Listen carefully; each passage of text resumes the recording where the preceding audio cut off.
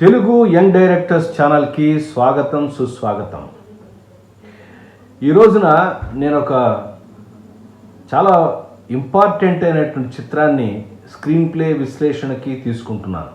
ఇది భారతదేశంలో గర్వించదగ్గ ఒక గొప్ప నటుడిని మనకి పరిచయం చేసిన చిత్రం. అలాగే భారతీయ భాషల్లో దాదాపుగా 5 సార్లు నిర్మించబడ్డ కథ. రకరకాల దర్శకులు ఈ కథతో స్క్రీన్ ప్లేతో ఎక్స్పెరిమెంట్లు చేసినటువంటి చిత్రం. నిర్మించిన ప్రతి భాషలో కూడా సూపర్ హిట్ సాధించి నటించిన నటుడికి ఎంతో పేరు తెచ్చినటువంటి చిత్రం కూడా.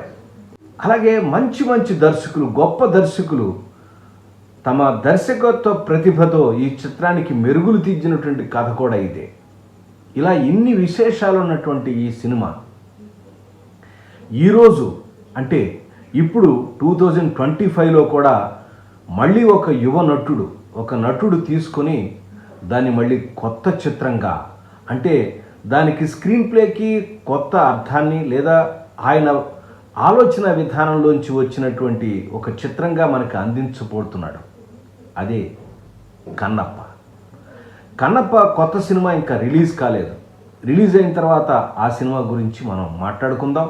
సినిమా చూసిన తర్వాత ఆ సినిమాకి ఎటువంటి మార్పులు చేశారు, చేర్పులు చేశారు, తర్వాత ఎలా ఆ సినిమాని సూపర్ హిట్ దశగా నడిచారు అనే విషయాన్ని మనం తర్వాత తెలుసుకుందాం. అసలు కన్నప్ప కథని మొట్టమొదటి అటెంప్ట్ చేసింది తెలుగులో డాక్టర్ రాజ్ కుమార్. కన్నడంలో తీసిన ఈ సినిమాలో డాక్టర్ రాజ్ కుమార్ హీరోగా పరిచయం అయ్యారు. అలాగే పండ్రీబాయ్ మనకి తల్లి పాత్రల్లోనే పరిచయం. తర్వాత బిగినింగ్లో ఆమె హీరోయిన్ కూడా, ఆమె కూడా ఈ సినిమాతో పరిచయం అయ్యారు. ఈ సినిమాని గుబ్బి వీరన్న అండ్ కంపెనీ, ఈ కంపెనీ మొట్టమొదట అంటే సినిమాలు కన్నా ముందు, అంటే 1950s కన్నా ముందు చాలా ప్రముఖమైనటువంటి నాటక సమాజం, బోలుడు నాటకాలని, పౌరాణిక నాటకాలని, రకరకాల నాటకాలని ప్రదర్శిస్తూ, అది టికెట్ నాటకం, అంటే నాటకం ఒక వైభవంతో ఉన్న రోజుల్లో గుబ్బి వీరన్న కంపెనీ అంటే చాలా గొప్ప కంపెనీ. ఆ కంపెనీ సినిమా తీసింది, రాజ్ కుమార్ని హీరోగా పరిచయం చేసింది. ఆ సినిమా సూపర్ హిట్ అయింది.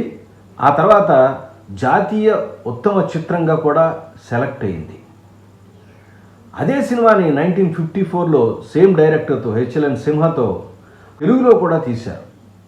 మన అదృష్టం ఏంటంటే డాక్టర్ రాజ్ కుమార్ యాక్ట్ చేసినటువంటి ఏకైక తెలుగు చిత్రం అది. ఒక సినిమానే అనుకోకండి, అది సూపర్ డూపర్ హిట్ సినిమా.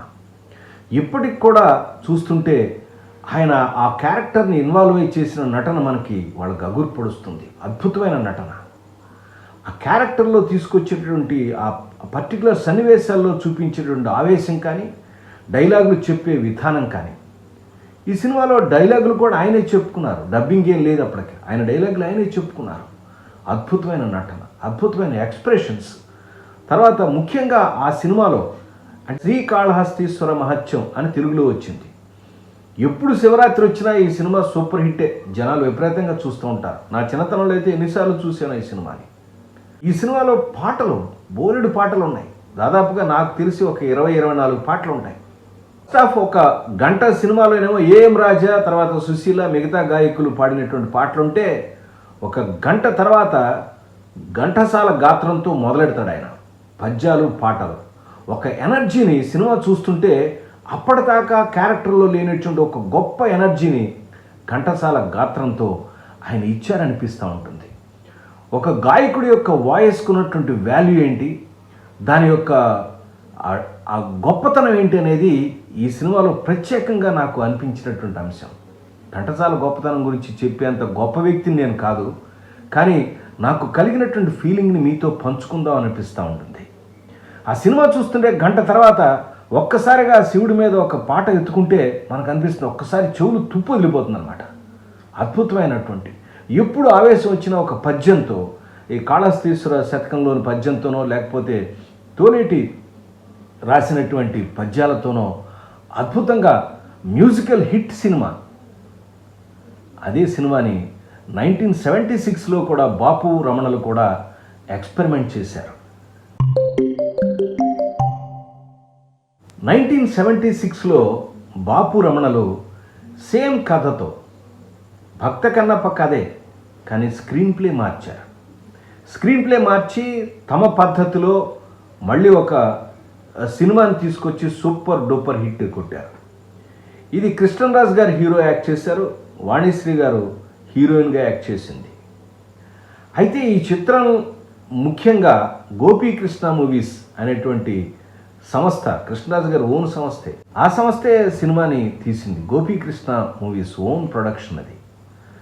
ఎక్కడ కాంప్రమైజ్ కాకుండా మన తూర్పు పశ్చిమ గోదావరి జిల్లాలలో, గోదావరి జిల్లాల్లో పల్లెటూరులో, తర్వాత ఆ పక్కన ఉన్నటువంటి కొండ ప్రాంతాల్లో అత్యంత సహజమైనటువంటి వాతావరణంలో ఇది మన కథ అనిపించేటట్టుగా మన ప్రాంతంలో, మన కోయగూడెల్లో లేదా మన అడవుల్లో జరిగినటువంటి కథ ఇక్కడే జరిగింది అన్న ఒక నేటివిటీని తీసుకొచ్చారు.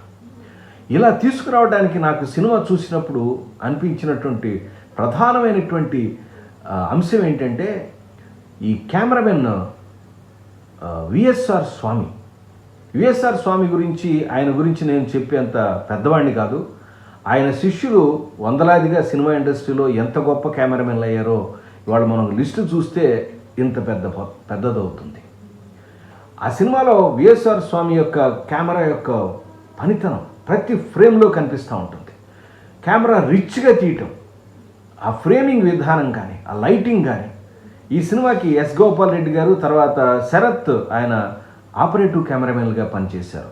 ఎస్ గోపాల్ రెడ్డి అంటే ఇప్పుడున్నటువంటి యూత్కి కూడా బాగా అర్థమయ్యేటట్టు చెప్పాలంటే, మీకు బాగా పరిచయమైన సినిమా చెప్పాలంటే శివ సినిమాకి ఆయనే కెమెరామెన్.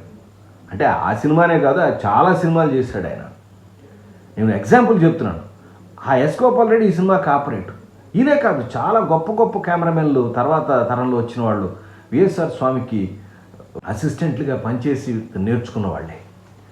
అలాగే డైలాగ్ రచనలో కానీ, తర్వాత స్క్రీన్ ప్లే నిర్మాణంలో కానీ చాలా తేడాని నేను గమనించాను ఈ సినిమాలో.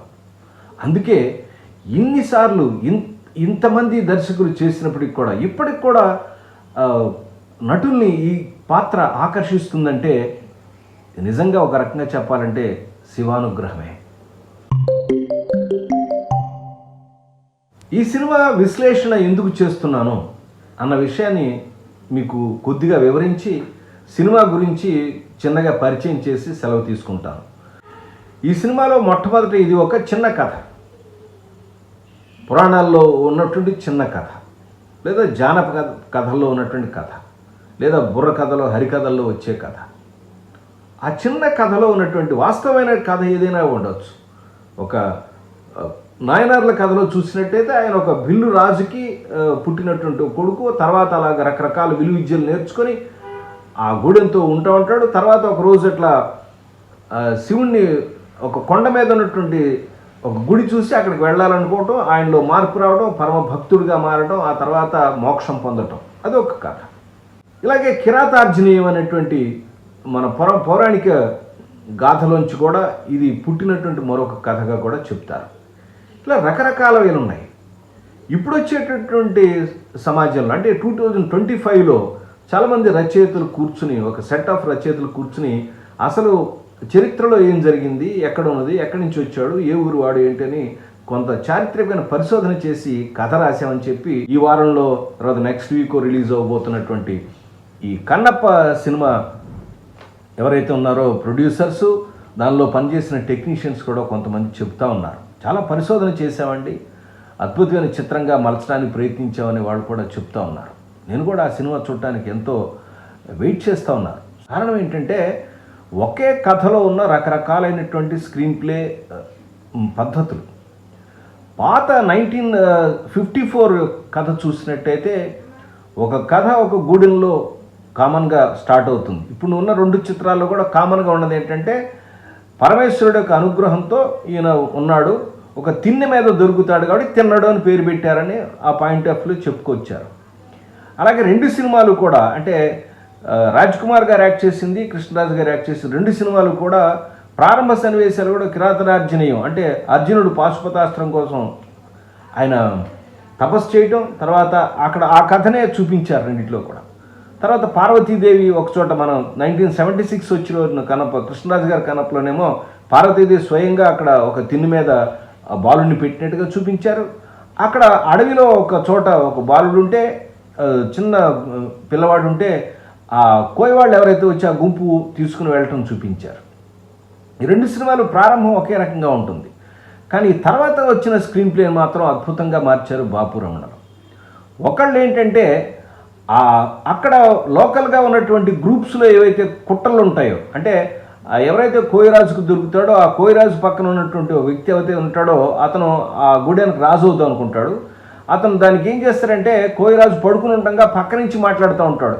అరే ఇట్లా చేస్తున్నాడు, తిన్నడని ఇట్లా పెంచుకొచ్చాడు, కానీ పెద్దయ్య గురించి ఎన్ని దుర్మార్గాన్ని మాట్లాడుతున్నాడో అని చెప్పి, అంటే ఆయన ఈ చెప్పుడు మాటలు విని ఒక చిన్న పరీక్షలాగా పెడతాడు. ఇద్దరిని పంపించి దానిలో డైరెక్ట్గా దొరికిపోయాడు. కొట్టుకుంటుంటే ఒక చిన్న మాట అంటాడు, గూడాన్ని దీన్ని నేను స్మాష్ చేస్తాను నా బలంతో అనేసరికి వాడు అప్పుడు పెద్దయ్య బయటకు వచ్చి చెప్తాడనమాట, ఇప్పుడు నేను కళ్ళతో చూశాను, ఇదివరకు అనుకుంటూ కూడా విన్నాను, కాబట్టి నువ్వు గూడుల్లో ఉండటానికి వీల్లేదని వేలేస్తాడు ఇద్దరిని కూడా. అక్కడ అట్లా వెళ్ళిపోతాడు. కానీ ఈ తెలుగు సినిమాలో, మన తెలుగు సినిమాలో, కృష్ణరాజు గారు యాక్ట్ చేసిన తెలుగు సినిమాలో అట్లా ఉండదు. చిన్నతనం నుంచి దొరుకుతాడు ఇలాగా ఈ గ్రూప్కి, వాళ్ళు పెంచుతారు, పెద్ద చేస్తారు. చిన్నతనం నుంచి కూడా దైవం పట్ల ఎందుకు ఉన్నది అంటే, దైవాన్ని ఎందుకు వ్యతిరేకించాడు, నాస్తికుడికి ఎందుకు మారాడానంటే దానికి ఒక చిన్న రీజన్ కూడా చెప్తారు.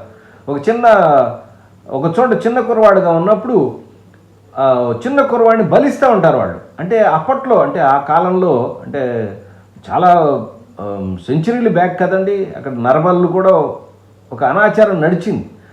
ఆ చిన్న పాయింట్ తీసుకుని చిన్న పిల్లవాడిని చూస్తుంటే, అమ్మ అంటే పిల్లలకి ప్రేమ ఇచ్చేది కదా, అని అమ్మ అమ్మ అంటున్నారు, ఈ చిన్నపిల్లాడి ప్రాణం తీస్తున్నారు, ఇదేమమ్మా అని చెప్పి ఒక చేతిలో ఉన్నటువంటి ఏదైనా ఒక తినే పదార్థానికి సంబంధించిన వస్తువు ముంతుంటే ఆ ముంతను తీసుకొచ్చి అక్కడ అమ్మవారి బొమ్మకేసి కొడతాడు.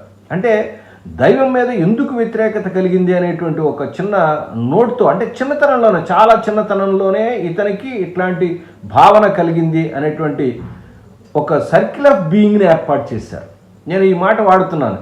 ఈ సర్కిల్ ఆఫ్ బీయింగ్ అనే మాట ఏంటి, దీని యొక్క ప్రత్యేకత ఏంటంటే, మన ఛానల్లో ఉన్న ఒక స్పెషల్ ఎపిసోడ్ చేశాను చూడండి. దానిలో అంటే 10-12 ఏళ్ల వయసులో క్యారెక్టర్కి పర్టికులర్గా ఆ మనసు మీద ముద్ర వేసినటువంటి ఏదైనా సన్నివేశం ఏదైతే ఉంటుందో దాని సర్కిల్ ఆఫ్ బీయింగ్, అది క్యారెక్టర్ని ఎమోషనల్గా తయారు చేయడానికి లేదా దాని యొక్క మూర్తిమత్వాన్ని తయారు చేయడానికి ఉపయోగపడుతుంది అంటాడు సిడ్ఫీల్డ్. ఆ భావన ఎట్లా ఏర్పడింది అనేది దీనిలో బాగా చూపించారు. అక్కడ గూడెం వెలివేస్తే బయటికి వెళ్ళిపోతాడు, కాళహస్తి వెళతాడు. ఇక్కడ అలా కాదు. ఇక్కడ ఇతనికి ఇలా దైవం మీద వ్యతిరేకత కలిగింది. ఎందుకు వెళ్ళిపోయాడంటే, ఇది 1 hour కథ అవుతుంది. ఈ 1 hour కథను చూసిన తర్వాతే ఈ సినిమాను తప్పకుండా చేయాలి అని అనుకున్నాను. ఇంతకుముందు మీరు గమనించినట్టయితే నేను జాట్ అనేటువంటి సినిమా స్క్రీన్ ప్లే చెప్తూ ఒక విషయాన్ని చెప్పాను. 2 భాగాలు ఉంటాయి. ఫస్ట్ హాఫ్ ఒక కథ, సెకండ్ హాఫ్ ఒక కథ. ఈ 2 కథల్ని జాయింట్ చేసేటువంటి కార్యక్రమం మీరు పాత సినిమాల్లో చూస్తే దొరుకుతుందని మీకు చెప్పాను. అలాంటి సినిమానే ఈ cinema. Super hit cinema. Kannappa Krishnaraju గారు యాక్ట్ చేసిన సినిమా. ఫస్ట్ హాఫ్ అంతా ఒకటి, సెకండ్ హాఫ్ అంతా ఒకటి. ఈ 2 కంటిని జాయింట్ చేశాడు దర్శకుడు బాపు గారు. నేను అదే చెప్పాను మొన్న జాట్ సినిమాలో కూడా. ఇది పాత సినిమా, చాలా పాత సినిమాల్లో ఉన్నటువంటి అద్భుతమైనటువంటి ఆర్ట్ ఇది. ఇది తెలియకే ఫస్ట్ హాఫ్ సెకండ్ హాఫ్ వేరే చేసి ప్రేక్షకుల నుంచి విముఖను పొందుతున్నారు ఇవాళ ఉన్నటువంటి కొత్త దర్శకులు కానీ, ఇవాళ ఉన్నటువంటి ప్రస్తుతం ఉన్న దర్శకులు కానీ. చాలా సినిమాలు ఫ్లాప్ అయినాయి. 1-2 ఎగ్జాంపుల్ చెప్పాను, మళ్ళీ చెప్పి వాళ్ళు నేను అగౌరవపరచదలుచుకోలేదు. మీకు తెలుసు ఆ విషయాలు కూడా. అందుకనే ఆ జాయినింగ్ పార్ట్ ఏదైతే ఉంటుందో, 2 పార్ట్లు ఎట్లా క్యారెక్టర్ని తీర్చిదిద్దిన విధానం ఏదైతే ఉందో అది నాకు ఇంట్రెస్టింగ్గా అనిపించింది. అందుకోసం ఈ పర్టికులర్గా ఈ సినిమాని నేను చేస్తున్నాను. ఇది ఏ సినిమా ప్రమోషన్కో లేదో డిమోషన్కో కాదు, విమర్శించడానికి అంతకన్నా కాదు. నేను ప్రత్యేకంగా మనందరికీ చెప్పేది ఒకటే, తెలుగు యంగ్ డైరెక్టర్స్కి, రైటర్స్కి చెప్పేది ఒకటే. దయచేసి ఈ సినిమాలని నెక్స్ట్ వీక్ వచ్చే అనాలిసిస్ స్టార్ట్ చేసే లోపుగా తప్పకుండా మీరు ఈ సినిమాను చూడటానికి ప్రయత్నించండి. అంటే ఈ ఎపిసోడ్ చూసి అందరినీ చూడమని కాదు, ఎవరైతే సినిమా స్క్రీన్ ప్లే గురించి తెలుసుకోవాలనుకుంటున్నారో లేదా దీనిలో ఉన్నటువంటి మంచి చెడు మన విశ్లేషణ అర్థం చేసుకోవాలనుకునే మన సబ్స్క్రైబర్స్ ప్రత్యేకంగా ఈ 2 సినిమాలని చూడండి, ఓపిక్గా చూడండి. ఫాస్ట్ ఫార్వర్డ్లో ధన చూడొద్దు. ప్రతి డైలాగు, ప్రతి పద్యం, ప్రతి పాట, ప్రతి సన్నివేశం, ఆ సన్నివేశంలో వాడినటువంటి ప్రతి డైలాగ్స్ చాలా మీనింగ్ఫుల్గా రాశారు. డైలాగ్స్ ఎలా రాయాలి, ఎలా సబ్టెక్స్ని ఉపయోగించి క్యారెక్టర్ల పరంగా ఎలా రాయాలంటానికి ఈ 2 సినిమాలు ఒక బెస్ట్ ఎగ్జాంపుల్గా నిలుస్తాయి. అందుకే అంటున్నాను, దర్శకత్వం నేర్చుకోవాలి, లేదా స్క్రిప్ట్ రైటింగ్ నేర్చుకోవాలి, లేదా డైలాగ్ రైటింగ్ నేర్చుకోవాలి, లేదా స్క్రీన్ ప్లే రైటింగ్ నేర్చుకోవాలనుకునే ప్రతి వ్యక్తి కూడా, పర్టికులర్గా మన సబ్స్క్రైబర్స్ అందరూ కూడా ఈ 2 సినిమాలని ఓపిక చేసుకుని, దయచేసి నా మాట మళ్ళీ చెప్తున్నాను, ఓపిక చేసుకుని ఫాస్ట్ ఫార్వర్డ్లో కాకుండా ప్రశాంతమైన మైండ్తో కూర్చుని 2 సినిమాలని చూడండి. ఈ 2 సినిమాల విశ్లేషణ గురించి కొత్త సినిమా రిలీజ్ అయిన తర్వాత సినిమా చూసి ఎట్లా ఉందో మనం ఒకసారి చూసి ఈ సినిమా విశ్లేషణను ప్రారంభించుకుందాం. ఈ ఇంట్రడక్షన్ చెప్పడానికి నేను ఉపయోగించుకున్నాను. దయచేసి నా మాటని మన్నించి మీ అందరూ కూడా సినిమాను చూసి రెడీ అవుతారని ఆశిస్తూ మరొక కొత్త అంశంతో మళ్ళీ నెక్స్ట్ ఫ్రైడే ఎపిసోడ్ చేయడానికి, మీరు చూడటానికి ఎలా ఉన్నారో నేను చేయడానికి అంత ఉత్సాహాన్ని, ఆనందాన్ని పొందుతున్నాను. దయచేసి నా మాట వినండి. ఆ సినిమాలు రెండింటిని చూసి మీరు రెడీగా ఉండండి. విశ్లేషణలోకి నెక్స్ట్ వీక్ నుంచి వెళదాం, నెక్స్ట్ ఫ్రైడే నుంచి వెళదాం. అప్పటిదాకా నమస్కారం.